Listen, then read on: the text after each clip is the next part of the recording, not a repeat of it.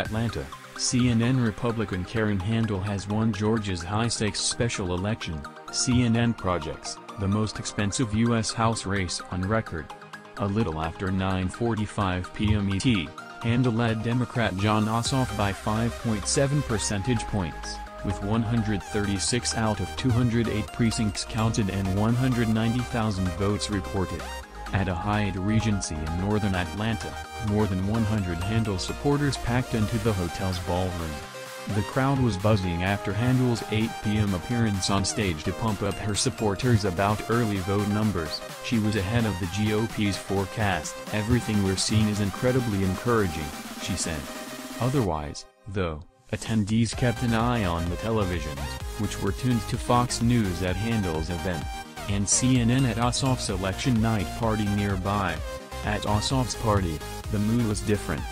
"We already have so much to celebrate," his fiancée told supporters, as the DJ cued "I will survive." A Republican involved in the race made a point of emphasizing that there are no moral victories. The GOP is trying to pre-but potential Democratic arguments that a narrow loss in a district that's historically been so heavily Republican can in any way can be billed as a success. In terms of potential voting irregularities and hiccups, DeKalb County extended voting to 7:30 p.m. ET in 2 precincts after logistical mix-ups with electronic voting machines early in the day. But the Democrat and the Republican involved in the race said they haven't seen any other signs of trouble. Ossoff and Handel faced off Tuesday in what has become the most expensive House race in history, with the candidates, their parties and super PACs pouring more than $50 million combined into the effort to win a single House seat in the northern Atlanta suburbs. More than 140,000 voters cast their ballots early, an astounding number for a special election, and one that nearly matches presidential contests.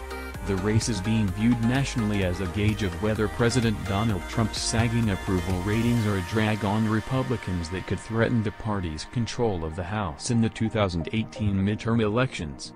Democrats, meanwhile, see in Georgia an early test of their strategy of trying to win typically Republican seats in suburban areas, districts that are relatively highly educated, wealthy and diverse. Trump weighed in on Twitter late Monday and early Tuesday, attacking Ossoff for living just outside the district, claiming Ossoff will raise taxes and calling Handel a hard worker who will never give up. With the inflated price tag and the 15-month lag time between the special election and the November 2018 midterms, the contest might not hold much predictive value. But it could be a huge psychic boost for the winner's party, and a blow for the losers.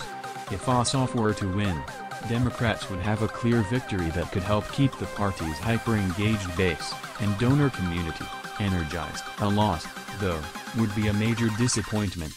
If Handel were to win, Republicans on Capitol Hill could feel they are on the right track, helping the GOP's push for healthcare and tax reform legislation. It could also show House incumbents that they can separate themselves from Trump effectively on the campaign trail, and stave off a potential wave of retirements.